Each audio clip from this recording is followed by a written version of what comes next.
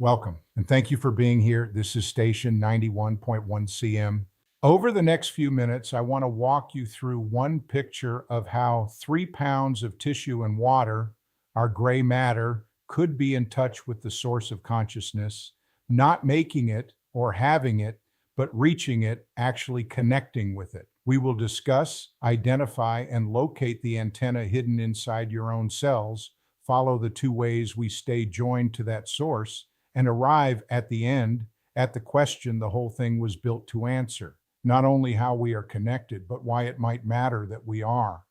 I am not asking you to believe any of this, only to come and look. So let us begin. There is AM and there is FM, 2 ways a machine presses a message onto a carrier wave and flings it across a distance. Every radio you have ever held listens on one or the other. But there is a third kind of tuning, and no engineer ever gave it a letter, because no one was looking for the station, and no one had thought to look for the antenna that receives it. And the strangest part is where that antenna turns out to be. Not in a tower, not in a handset, but inside you. When the finest antenna ever built, the one inside your own head, comes into coherence with the source, it does not receive a message the way a radio does. Nothing is manufactured and flung across a distance. The antenna simply falls into phase with the source, the way 2 tuning forks across a room find the same note. And in that phase, information already held in the source begins to flow. How cleanly it holds that phase is coherence, the fidelity of the connection, and its strength. Amplitude modulation carries a message by varying a wave's strength. Frequency modulation by varying its pitch. This third band varies neither. It varies coherence itself. So let us call it what it is, coherence modulation. And the number on the cover, station 91.1 CM, is not invented. 91.1 is near enough the frequency at which tubulin, the protein your microtubules are built from, resonates. A real peak measured in real laboratories sitting by whatever accident right in the middle of the FM dial. There is a station, it has a frequency, and you are tuned to it as you read this. Start where you are. Right now, as your eyes move across this line, something is happening that no physics we possess can account for. The marks are not merely registered the way a camera registers them. They are undergone, lived, lit from the inside. There is something it is like to be you in this moment. That is the most certain fact you have, and it is the one fact the sciences of matter have never been able to touch. Science can tell you in exquisite detail what your brain is doing as you read. It cannot tell you why any of it is experienced. I am not going to close that gap in a single book, but I am going to propose that we have been staring at it from the wrong side, and that from the right side it has a shape. Here is the shape. There is a source, infinite outside time, nowhere in space, the presence in which it is possible for anything to be experienced at all. I call it the primordium, the consciousness continuum, layer 1. And then there is this world, matter, energy, substrate, black holes, and time, layer 3. Between them is a rendering interface, the quantum field, layer 2. It is the crossing where the possible becomes real, where what exists in the source only as potential is rendered down and manifested into the matter and energy of the world we live in. A few words have to be set straight at the outset because almost every famous confusion here is a smudge across one line. On one side, our reality, layer 3, is content. Information, intelligence, emotions, and pattern, the stuff that gets processed. It is manifested, and it can be magnificent in the dark. A system can be brilliant with no one home. This includes all of our sensory information as well. On the other side, layer 1 is consciousness, and consciousness is not a thing on this side at all. It is not innate in our brain. It is never generated and never owned. But when we are in harmony, in coherence, in other words, in tune vibrationally, that is when we are connected. That gives us the appearance of ownership, and in fact, of soul ownership. The real story is that we are part of a whole, always and forever, only ever resonating with the source, reaching it, tuning in. It holds all information and is more than information. The brain does not make it. The brain comes into it. This begins the story of what the brain is. A radio does not compose the music. It receives a signal it never authored. A microphone does not speak the words. It converts your sound into something that can travel. Neither makes the content. The brain is exactly that, a transducer working both ways, rendering the connection it holds into a form your mind can use. Take a hammer to the radio and the music stops in the room. The foolish conclusion is that the radio was its source. It never was. So if awareness is the source lit at a single point, something must do the tuning. What, in a structure of ordinary matter, lets a facet come into tune? The answer has a name and an address. It sits inside every neuron in your head, the microtubule, a hollow tube built of a protein called tubulin, and, I will argue, among the finest antennas in the known world. Begin with a phenomenon from an operating room. Patients on a class of chemotherapy whose whole purpose is to stiffen microtubules can need more anesthetic, not less. Let me explain. These drugs, taxanes, do not slow the microtubules' vibration, as you might expect. They stabilize it, bracing its structure, holding it firm against the change it would otherwise undergo. And a microtubule braced that firmly holds its coherence more firmly too, harder to knock out of tune. Because that is how anesthesia works. It takes you under by disrupting that vibration, bringing the microtubule out of coherence until the connection switches off. A structure reinforced against change resists exactly that disruption. So it takes more anesthetic to reach the same silence. And there is the strangeness. The very thing the anesthetic must disrupt to take you under is the very thing the chemotherapy reinforces. They are reaching for the same structure. Two scientists, the physicist Roger Penrose and the anesthesiologist Stuart Hameroff, spent decades on this structure. They read each quantum event in the microtubule as generating a flicker of consciousness. This framework keeps their mechanism entire and turns over only its meaning. The very same event is the antenna coming into tune with the consciousness already present at the source. Access, not generation. The receiver, not the signal. For 2 decades, one calculation seemed to end all of this.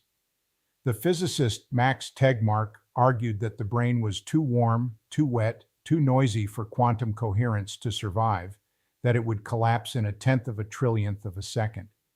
The verdict was crushing and endlessly quotable. Serious people stopped looking. It is coming undone. In the last 2 years, laboratories have found organized quantum coherence living in large biological structures at room temperature. Exactly the warm, noisy conditions that calculation said would forbid it. A single photon shared coherently across a whole network of molecules at once.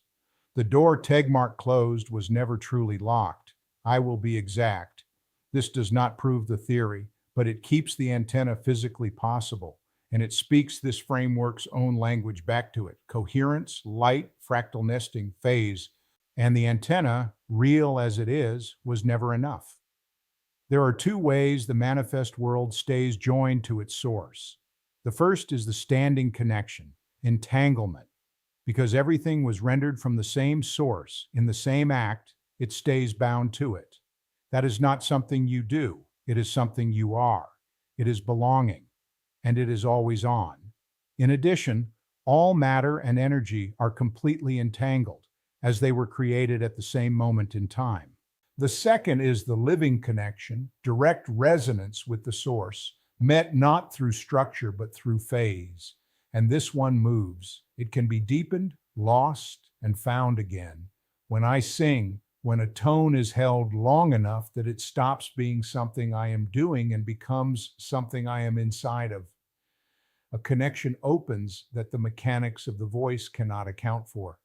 It feels less like producing a sound than like coming into agreement with one already there. Now, the turn the whole framework is built toward. The brain is not only the radio that receives, it is the microphone too. And the instant you hold both at once, a third instrument appears, a telephone, a single open line, two-way, live. You cannot build a receiver that does not in the same act transmit. So the facet that tunes in is, at every moment, also speaking back. What rides on that outbound signal is not consciousness that goes nowhere. It is the source, and it is shared. What you broadcast is content, the unrepeatable pattern of one life lived from the inside. The source renders you down. You live. And what you live is carried back up into the source you are entangled with, which is changed by receiving it, and renders again from a state that now includes what you sent. Down, lived, back, and down again. Not a recording played once. A conversation still underway, and you are one side of it. Everything in us insists this cannot be so, that the light is ours, made here, beginning behind our own eyes. The culprit is the self-model. It takes the one shared light and stamps it mine, and welds it so tightly to our private content that we can no longer feel the seam. Loosen that single assumption, and the picture turns inside out. There are no isolated authors. There is one field and countless facets co-creating within it, each one fooled into believing it dreams alone. Handsome architecture is cheap, although sometimes the simplest explanation may be right. The only thing that makes one worth keeping is whether it survives the real cases. Run it against four. You go under anesthesia and come back yourself, not a stranger who inherited your memories. Because the instrument was jammed, not destroyed. You never once stopped belonging.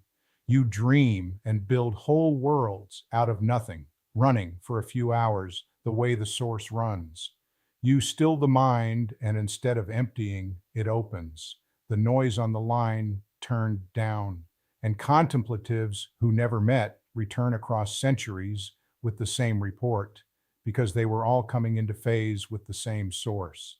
Let me be plain about what I can and cannot claim. Some of this touches the ground of evidence and could fail. The antenna, the quantum coupling, the measurable face of the standing connection.